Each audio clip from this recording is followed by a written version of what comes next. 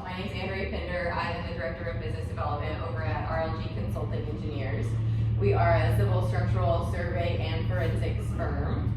And I'm Will Pinder. I am the Vice President of Rogers O'Brien here in Dallas. So on top of other duties, I do business development for our firm and make sure everything's running smoothly and we have a backlog of work to keep going forward. So that's in a nutshell. So while you're getting logged in, just type in why are you here today? What do you want to learn? If there's anything you want to cover, any burning questions that you have about business development that you never had answered or whatever, just type it up there and we'll make sure to cover it. And as we go through the presentation, if you guys have questions or comments, we really like to make this interactive. So don't feel like you have to wait until the end to ask questions. Just feel free to throw them out there, stop us, and we'll make sure to get it answered as we go along. Okay, so we always start the presentation with this slide. So this is what our parents think we do. If my dad walked in the door, he would say, oh yeah, my daughter takes people to lunch. And I'm like, thanks Dad, I do a little bit more than that, but. This is actually where our coworkers sit, an empty desk, all organized. I have a bunch of coworkers at my office and they're like, hey, why are you never here? And I said, if I'm here, I'm not out there talking to others. Business is not done over the phone, business is really not done over the email, business is getting out there, and I saw the word connecting with your clients, connecting with other professionals, and networking and trying to generate business. It's not done sitting behind a desk, although part of my job is sitting behind a desk, part of my job is actually getting out there and being active in the community and active with my clients. So, and most importantly, this is what our executives and our bosses know what we're doing. So they know that we are out there connecting with people, meeting people, shaking hands, and building the relationships. So what we're going to cover today is the difference between marketing and business development and why we need both, why they interact together and how integral they are. What does a business development professional do besides just be out and about? And how to make the transition to business development or be, the trendy word now is seller-doer, be that seller-doer model and really generate grow business. Do you guys use that here? That word? Yeah, okay. Okay, so starting with business development versus marketing. So we have two marketing people in here? Okay, perfect. So we have a handful of things up here on the slides on what marketing does. So the big thing is marketing communicates the value of your firm. So we could probably have about 30 of these slides with everything that these ladies in the back do. So just a few things, working on project pages, award submissions, marketing collateral, quals packages, press releases. I mean, really the list can go on and on and on. And we have to have these things in order to do business development. So what is business development? Business development is the creation of long-term value for your firm by building relationships. So that's relationship building, that's one-on-one contact, that's maintaining relationships. I saw that in that poll. It's focused on procuring new work and new revenue for your firm. And you're the visible face of the organization. So you're actually getting out there and you're going to clients and saying, hey, here's what my firm can provide. Here's what we've done in the past. Here's the solutions we've brought. Here's the design that we can bring to you to make this important.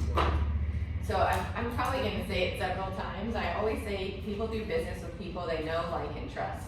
And if something is missing from that equation, you're not going to do work with them. If you do, you're going to be like, something was off on that. Like, what was it? And so you kind of have to have that know, like, and trust in order to make a really good relationship. Okay, so there is an overlap with marketing and business development. So marketing creates everything, and then business development gets to use all of that stuff. So all of our client collateral, you know, if you're meeting with a potential client and you need something, marketing has probably already created it, or they might have to maybe make something specific for a project you're going after. They are your right-hand man, woman, in this case, in order to move forward in talking with those clients. Anytime we're updating resumes, I mean, there's so many things where it's overlapping that we have to have both pieces of the equation. So we just really have to work together as a team. So how to be successful in business development? So this is really kind of the meat and potatoes of it is the initial client meeting, how to set that up. So you need to really figure out who you want to target. So this is the healthcare group, so you may want to go after healthcare groups like Baylor Scott and White, Cambridge, and other folks and other systems. So you really need to be specific on who you want to target. Don't just scatter shoot and say, hey, we want to do 6 MOBs this year, but we want to do 2 MOBs with Cambridge and Baylor Scott and White. And then figure out who in those systems that you really want to target. And then once you figure that out, do you have a connection to your target? So Francis Sapienza with Cambridge, he's a friend of mine. If you went on my LinkedIn, you would see that I'm connected with him. If you said, hey, I really want to go after Cambridge, I see he's connected with Will, why don't I give Will a call? And then what I can do is I can send an email, or you can send an email and mention your connection and say, hey, I'm friends with Will, Francis. I saw you guys are connected, saw you guys have done some projects in the past. I'd just like to get in front of you, like to have coffee with you. Or you can call me and say, hey, Will, you're friends with Francis, we really want to go after him, we really want to target this client. Can you make a soft introduction for us? And 9 times out of 10, if you do that, they're gonna oblige by that. And I just got a call about that earlier this week. It was like, hey, I know this person, I know you know them, can you give an introduction? I'm sure I'd be happy to, so. Yep. So then you connect with them, and so you're trying to set up maybe a happy hour, maybe a coffee, maybe a lunch. Give potential dates. Don't just say, hey, I'd like to have coffee with you in the near future. Just say, hey, I'd like to have coffee with you. I have November 13th, 14th, and 15th open. Do those dates work for you? Number one, that really targets it in for them, and number two, it'll elicit a response from them. So it's not just out there in the open. It's not just going to the wayside. That email that you just sent deserves a response back. Yeah, I think we can all kind of think about, just with our friend groups, you know, oh yeah, we should grab a dinner sometime in the next month or so with your buddies or your girlfriends or whatever. And then you're thinking, oh, I never did that. So, but if you actually put dates to it, then you need to get a response back. And then I also use an app. Has anybody in here heard of Calendly? Because I used it with you. So it talks to your Outlook calendar, which is really nice. So it takes a little bit to set up. I mean, not a lot of time to set up, but then you can just say, hey, here's a link, and then that person can see what's available, and then it doesn't take 3 or 4 emails back and forth. So that has been a huge time saver. Can't you do that in Doodle polls or something like that too? I think that's more like a polling thing. So if you had like 5 or 6 people. Okay, got it. Mm-hmm. And then email is more convenient. I know we're in this personal age, but emails for the initial setup is more convenient because these people are busy just like you are. So if you can send them an email, they may be able to read it at their leisure after hours or when they're not busy. And if they don't respond, always follow up with a phone call. You want to make this as convenient as possible for them. 9 times out of 10, whenever I send an email, there's going to be an email response back. On that one-off chance, just call them and say, hey, I sent you an email a week ago. Just check in to see if you received it, see if you're available for coffee. I'd really like to meet with you. And 9 times out of 10, they're going to be polite and say, yes, let's meet for coffee. So is a week kind of what's your time frame to follow up? I give people a week because you never know if people are on vacation. You never know if they're out of town for a long weekend or something like that. I don't want to call the next day and say, hey, why haven't you responded to my email, right? But I usually give them a week and then I'll follow back up. Now those dates may have changed, so you may need to tell them that too. You may have booked those dates that you initially threw out there. Right. So you may want to tell them that too. Say, hey, I know I initially said the 13th, 14th, and 15th, but now I'm booked on the 13th, so the 14th and 15th work. But a week is usually good amount of time. Yep. So there was an SMPS panel a couple years ago, and they were talking about, they said, don't cold call me. And because they said, I have to get the call from the receptionist, and then they're interrupting me, and then I have to put all my stuff away. Like, who? Like, who's calling me? I don't even know who this person is. What is this? Okay, send it to my voicemail, or whatever the case is. And then it takes them 10 minutes to get back into whatever they were doing. But if you've sent that email ahead of time and follow up a week later, then they're like, oh yeah, Will Pender, he emailed me. I know what this is going to be about. Right. So. And it's important to put your connection in there. I get so many emails every day from people trying to sell me something or trying to set up a meeting of stuff I don't need. But when I see that Chris recommended that we reach out, we may have some common interests, I'm going to pay attention to that. Rather than, hey, I just have this project coming up, can we be on the board list, so to speak. And then once your meeting is scheduled, don't be late. My dad always had a phrase, early is on time. On time is late, and late you're dead. So always be early. I always try to show up to a meeting about 15 to 20 minutes early. I would rather just sit in the parking lot than be 10 minutes late and have that person frustrated and waiting on me.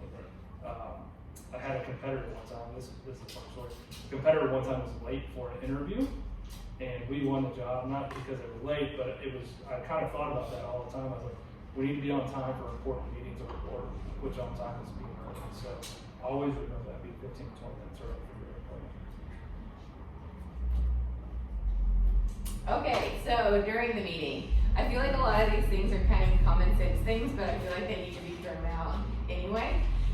So always be presentable and professional. So I know some offices have super casual, you can wear whatever you want.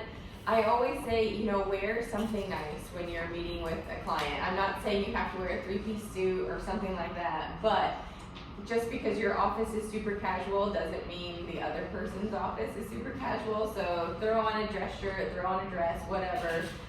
Just be presentable and professional.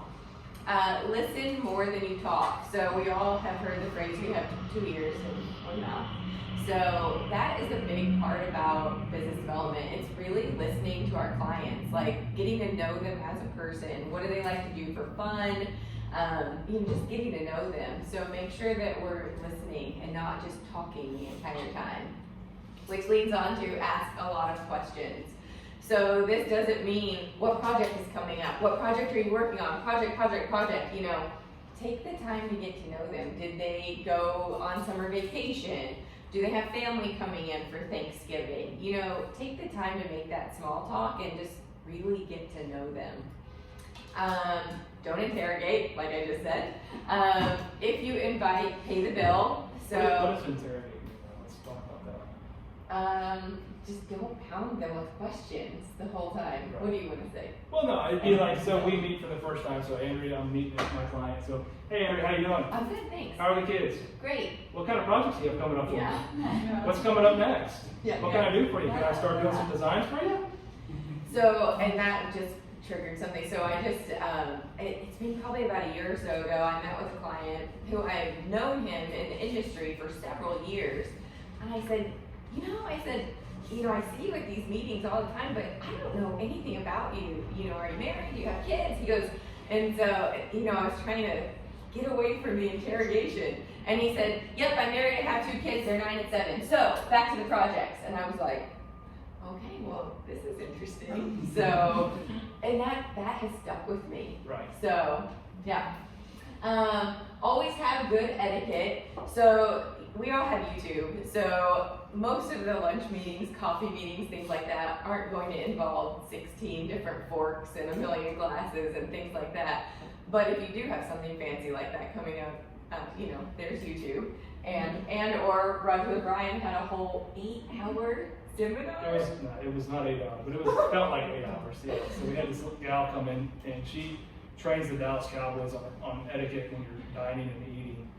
It just so happened the Dallas Cowboys game was on during the time, so about half the group got up after about half the session. So, so just kind of remember, outside in when you're working your silverware. And the main thing I always tell people is moderate your eating with your other person. If they're eating slow, eat slow with them. If they're eating fast, eat fast with them.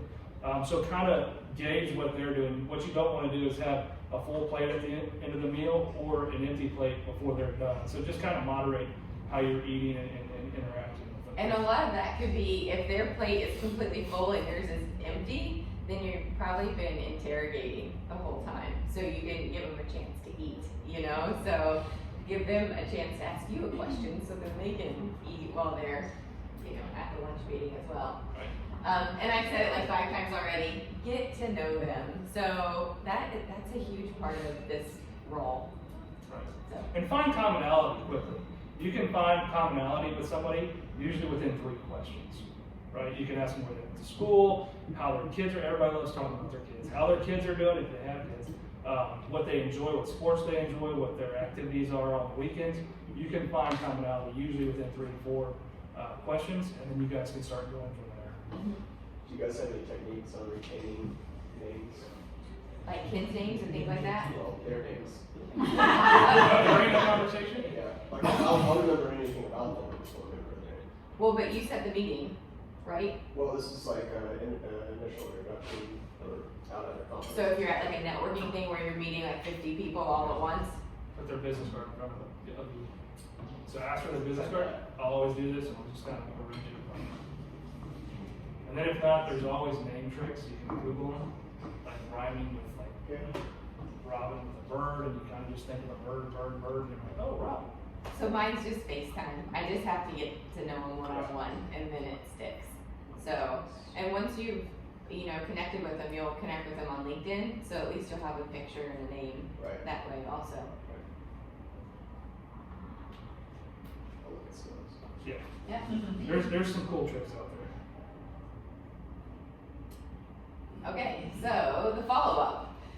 This is a pretty important part, and I'm thinking right now, oh, I need to send a thank you note. Like it's been on my desk all morning. So first thing, send a thank you email or a handwritten note. Raise your hand if you guys have gotten a handwritten note within the last 2 weeks.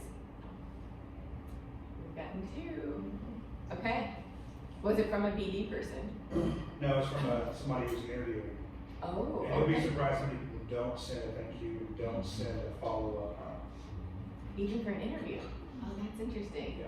So I'm sure you guys have branded Corgan stationery and all kinds of stuff like that here. So yes, I'm seeing yeses.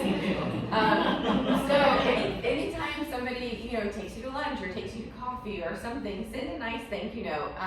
If you can kind of have just like I really live by routine. So if you can make it into your weekly routine and have everything ready to go, it really doesn't take that much time to do. Or if you see something like in the Dallas Business Journal, maybe send like a nice little handwritten note.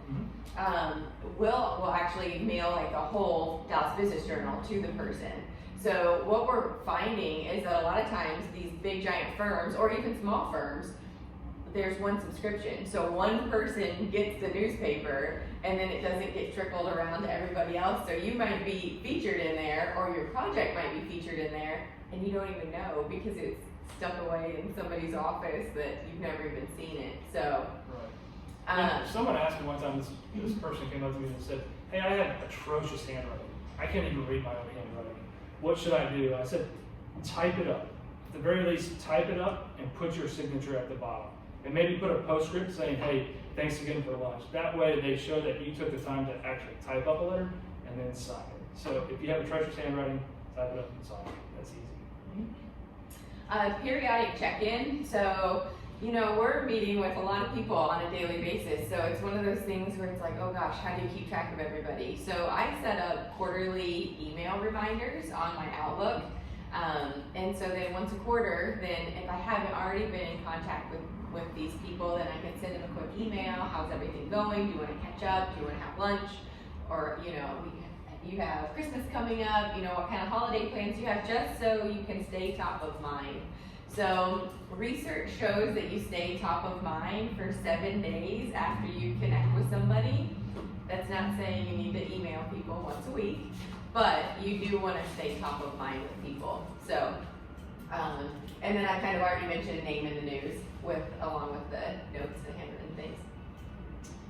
So other opportunities for client interaction is engaging with them in an activity of their choice. Maybe that's golf, and we've done all these with clients: golf, ski, fishing, hunting, bike riding, and tennis, etc.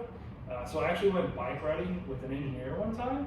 I didn't know that he actually did the Tour de France. No, I'm just kidding. But he was that good. And so we're going around White Rock, and he's going about 25 miles an hour, and I'm huffing and puffing. I'm like, whoa. So next time I said, maybe we ought to go golfing. But fun activity they like to do, and 9 times out of 10, you can kind of figure it out and enjoy it with them. You actually did tennis. Yeah, so we have tennis up here. So there's a client that I got to know, and I found out that she grew up on the tennis courts. I mean, her dad was a tennis coach, and her mom was always playing tennis. And then I found out she'd gotten injured, and so she hadn't played in like 12 years. And she was like, man, all I want to do is get back out on the tennis courts. So the last time I played tennis was 7th grade PE. But I thought, I can do this. Surely I can make this work. So I reserved a tennis court. I got there early, borrowed a tennis racket from the tennis pro. He's like, wait, you're doing what? He's like, I'm definitely gonna come by and see how this works out. It was great. So I was very proud of myself. But it was great. I mean, it's been years since she had played tennis, so luckily she didn't, just kill me on that. Yeah. But she joined a tennis league and she's playing tennis every Wednesday now. So I mean, that's huge. So if she, if just the very least she remembers, man, Andrea made me get back out on the tennis court, that's huge. Sporting events, obviously Cowboys, Mavs, Stars, Rangers, and Byron Nelson. You can mix and match if you guys have tickets. If you don't have Byron Nelson tickets, it's the freest event in town. Call me when the Byron comes around, I'll give you whatever you want. Me too. But that's, the Byron Nelson, to be honest with you, is usually a good place to go out there and network. You're going to see a lot of people in the industry out there, and you'll bump into a lot of movers and shakers. Have you guys ever been to Byron? Anybody? Yes. Okay. Yeah, last year we took a couple of our key clients. It's just nice just to walk the course with them. There's no pressure, and you can, a lot of that catching up and seeing what they're doing personally. Yep. Right. It just happens naturally. Right. It's a fun environment. You'll run into a lot of people. Yeah. When it's not 105. Yes. It's true. I have not been to the Newports. You have. It was hot. I'm boy counting until they go back up to Las Vegas. Concerts is another good idea. I started doing this about 5 years ago. Just saw, I asked them what their music interests were. They told me, and I saw the bands come up on Ticketmaster or StubHub, and I said, hey, My Morning Jacket's coming to the concert. I had no clue who My Morning Jacket was 5 years ago. Now I'm a big fan, so I took a client to a My Morning Jacket concert, and they enjoyed it. And now every time we meet up, we kind of talk about when the next tour date is or when the next album's coming up. So we have that commonality. So it's pretty cool. And it might be one of those things where maybe that's just one of the conversation things you talk about, depending on what your budget is. You might not be able to be buying all these tickets and things, but at the very least you can say, hey, I just saw that they're coming to concert at House Blues. Did you happen to see it? So just an easy touch point to send in an email. Yep. You like this one, dinner with this? Oh, yes. So Will and I are able to do this quite a bit. I feel like there's so many situations where someone is always left, a spouse is always left out. So somebody is left out at home with the kids again. Like that's what we always hear. Like, well, he's out doing this and that, or she's out doing this and that, but somebody has to be home with the kids. So we thought, you know what, let's bring the husband and wife out together and see, and one of them may have nothing to do with the industry, but again, it's getting to know your client and really taking time to get to know them. And I feel like that's been game changers for us, because then it's like, oh, well, remember when Andrea brought me to dinner too? Like, I'm not even an architect, but she invited me. So kind of get those brownie points with the spouse at home. So, yeah. Works out good. And then client appreciation trips. So I say appreciation because this is post contract or post winning a project. I don't use it as a bribe. I use it as a success story. So once we're awarded a project, maybe we'll do a team building trip, or once we finish a project, maybe we'll do a success trip kind of to memorialize it. And that's everything few and far between. It's going on fishing trips, hunting trips. It could be spa days. It's, go up to Sonoma for wine, whatever it is, whatever your client's interested in. And you got to kind of gauge your budget on those and what you would want to do. And so a lot of these on here kind of had some higher ticket items on here, but we didn't put little simple things like coffee, or breakfast, so those are definite options that pretty much are available for anybody on any budgets. $3 for a cup of coffee at Starbucks, unless they're getting the fancy schmancy stuff. So, okay. So you won their business, now what? So always remember they hire you just as much as they're hiring your firm. So if you're the face, if you made the initial contact, you went to lunch or a coffee with them, you brought them in, you kind of worked through some designs with them, they're hiring you just as much as they're hiring Corrigan. So what that means, you need to provide a good ride. They trust you to make sure that your firm delivers on your promises. So if you said, hey, Mr. Owner, Mrs. Owner, we're going to have these design milestones and we're going to make it, we're going to be in for permit this date, you better be following up to make sure that that's going to happen, because they're looking at you to lead this charge. And business development is cradle to grave. You're the initial handshake, the one they call during the process, and the one they will celebrate with at the conclusion. So in my role, I don't just go out there and get business. It goes through pre-construction, then it goes to ops, and I walk away. I'm involved from day one to the end. So even though it's in CA and you may be the initial designer, you still need to be following up with that owner to make sure everything's going all right. Any questions on that?